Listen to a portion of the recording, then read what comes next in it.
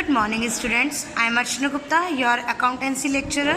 और हम हमारी लास्ट वीडियो में पढ़ रहे थे कि हम जर्नल एंट्री कर रहे थे, और जर्नल एंट्री के लिए हमने एक एग्जाम्पल भी लिया था in the books of the Ram and sons limited.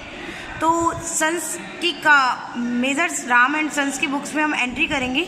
और एंट्री करने से पहले मैं आपको बता दूं कि फॉर्मेट कैसे बनेगा।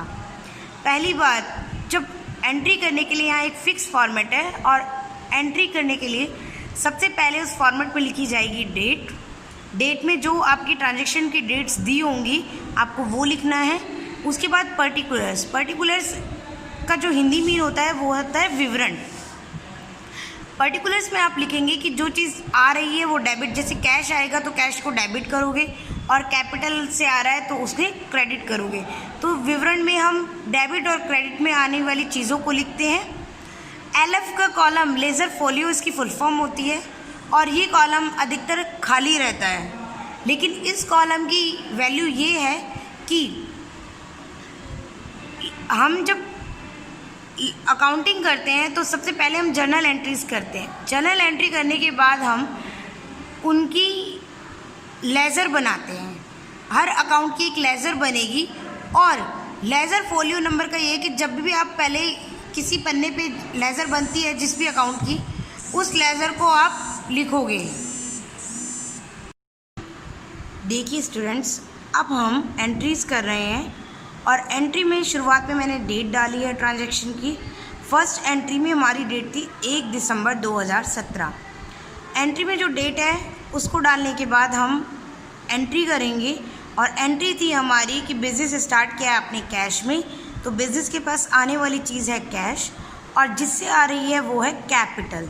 तो और अमाउंट कितना है, 1,20,000, जो मैंने डेबिट और क्रेडिट में लिख दिया है। डेबिट का डेबिट के सामने और क्रेडिट का क्रेडिट के सामने। यहाँ पे मैंने आपको दो चीज़ अलग दिख रही होगी। एक तो DR लिखा हुआ दिख रहा होगा। डेबिट को शॉर्ट फॉर्म में DR लिखते हैं, डिनोट करते हैं DR से, इसलिए मैंने डेबिट लिख दिया उसके सामने। अब आप सोच रहे हैं कि मैं कैपिटल के सामने CR भी तो लिख सकती थी। कैपिटल को CR ना लिखकर मैंने क्या लिखा है, 2। यस, अगर आप ये देखेंगे तो 2 कैपिटल अकाउंट लिखा है। अगर आपने किसी एंट्री में देखा है कि 2 कहीं पे आया है, तो आप इसका मतलब समझिए कि वो चीज़ क्रेडिट हुई है। ठीक है, वो चीज़ क्रेडिट हुई है। हमने डेबिट को DR लिखा है, क्रेडिट को CR ना लिखकर हमने उसके आगे क्या लिख दिया है, 2। इसका मतलब 2 का मतलब है वो चीज़ कैपिटल क्रेडिट हुई है। ठीक है, तो पहले की, और अब आप देख रहे होंगे नीचे मैंने एक ब्रैकेट में पूरी ट्रांजैक्शन का वो डिटेल लिखी है, और वो है business started with cash of ₹1,20,000। इसे हम नरेशन कहते हैं, और ये लिखना ज़रूरी है। ये हमें शॉर्ट में बता देता है कि हमने ये ट्रांजैक्शन है इसकी एंट्री की है। ठीक है, तो नरेशन आप ज़रूर लिखें, जिससे आपको समझ में आ जाएगी इन फ्यूचर में, क्योंकि हमें काफ़ी ट्रांजैक्शंस याद नहीं रहते। अगर हमने कैश में कुछ किया है, कुछ छोटे मोटे खर्चे हैं, तो हमें चीज़ें याद नहीं रहती, और ये नरेशन लिखने से हम चीज़ें याद रख सकते हैं। सेकंड जो एंट्री है वो है 2 दिसंबर 2017 की है।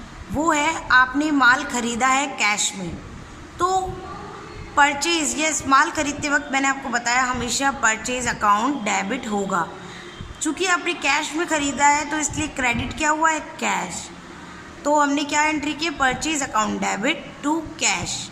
40,000 रुपीज़ से हमने एंट्री की है, और नरेशन है good purchase in cash of ₹40,000।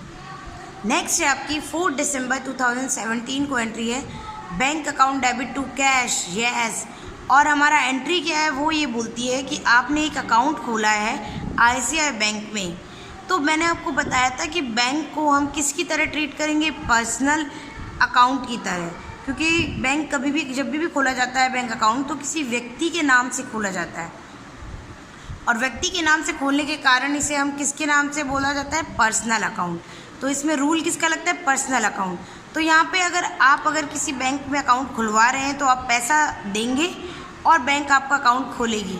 तो यहाँ पाने वाला कौन है, बैंक, तो इसलिए हमने पाने वाले को डेबिट किया है, और जा क्या रहा है हमारे पास से, कैश, इसलिए हमने कैश को क्रेडिट किया है। तो आपको समझ में आई ये 3 एंट्रियाँ। अब हम आगे की और 4 एंट्रियाँ जो है हमारी वो करते हैं। देखिए, आगे जो हमारा ट्रांजैक्शन है वो है 6 दिसंबर 2017 का, और उसमें हमें बोला गया था कि रोहन से आपने माल खरीदा है। यस, अब ये माल आपने कैश में नहीं खरीदा है, आपने किसी व्यक्ति से खरीदा है। तो आप जानते हैं खरीदते टाइम हम एंट्री हमेशा परचेज तो हमेशा डेबिट होगा, और अगर आपने कैश में ख़रीदा होता तो कैश लिख देते, लेकिन आपने किसी व्यक्ति से ख़रीदा है, इसका मतलब ये आपने माल क्रेडिट में ख़रीदा है, मतलब उधार खरीदा है। तो इसलिए हम उस व्यक्ति का नाम लिखेंगे, और व्यक्ति का नाम यहाँ पे है रोहन। तो एंट्री आपकी होगी purchase account debit to Rohan account. Amount आपके 15,000 है, तो डेबिट और क्रेडिट में आ जाएगा 15,000 अमाउंट। नेक्स्ट है 7 दिसंबर cash account debit to sales. Yes, आपने सेल किया है गुड्स कैश में, तो आप कैश में सेल कर रहे हैं तो कैश तो आएगा, और सेल कर रहे हैं तो सेल हमेशा क्रेडिट होगी, क्योंकि आपका गुड्स जा रहा है और जाने वाली चीज़ को हमें क्रेडिट करना होता है। तो आपकी सेल्स क्रेडिट होगी ऑलवेज, परचेज हमेशा डेबिट होगी, ये याद रखिएगा। इसलिए एंट्री है कैश टू सेल्स और अमाउंट है 60,000। नेक्स्ट आप देखेंगे इसके जस्ट अपोजिट एंट्री है गुड्स सोल्ड टू विजय। आपने गुड्स बेचा है लेकिन कैश में नहीं बेचा, आपने विजय को बेचा है, तो इसलिए मैंने इस एंट्री में विजय अकाउंट डेबिट टू सेल्स लिखा है। सेल्स तो क्रेडिट ही होगी और विजय डेबिट होगा, इसलिए विजय को डेबिट और सेल्स को क्रेडिट किया है। अमाउंट आपका है 50,000। तो आपको समझ में आ गया होगा कि एंट्रीज अगर कैश में होती है तो क्या होगी, और अगर क्रेडिट में होती है तो ये क्या एंट्री होगी। दोनों ही चीज़ में सेल्स अगर माल बेच रहे हैं तो आप सेल क्रेडिट करेंगे, और कैश में है तो कैश डेबिट, अगर किसी व्यक्ति का है तो व्यक्ति डेबिट। इसके विपरीत परचेज भी ऐसे ही है, अगर परचेज डेबिट होती है आप जानते हैं दोनों ही केस में परचेज तो होगी डेबिट, अगर वो कैश में है तो कैश क्रेडिट हो जाएगा, अगर वो क्रेडिट में है उधार में है तो उस व्यक्ति का नाम आ जाएगा। नेक्स्ट है 30 दिसंबर 2017 की, ये हमारी एक्सपेंस की एंट्री है, और एक्सपेंस के लिए हम नॉमिनल अकाउंट का रूल फॉलो करते हैं, और नॉमिनल अकाउंट के अकॉर्डिंग एक्सपेंस डेबिट और कैश को क्रेडिट करेंगे, क्योंकि जो खर्चा है वो हमारा किस में जाएगा, कैश में। तो आपके एक्सपेंस का नाम है कार्टेज, ढुलाई को इंग्लिश में बोलते हैं cartage, account debit to cash account 1000 rupees. तो अब आपको समझ में आ गया होगा कि एंट्रीज हमने कैसी की है, नरेशन क्या लिखी है। नरेशन एज इट इज़ वैसी है जैसे हमें क्वेश्चन में ट्रांजेक्शन्स दिए हुए थे। तो अगर किसी भी बच्चे को इसमें किसी भी तरह की कोई प्रॉब्लम है तो आप मुझसे पूछ लीजिए, लेकिन आप ये एंट्रीज करना ये क्योंकि हमारी अकाउंटिंग का बेस है, तो आप प्लीज़ इन एंट्रियों को अच्छे से समझिए और अच्छे से इन्हें कीजिए। Thank you very much.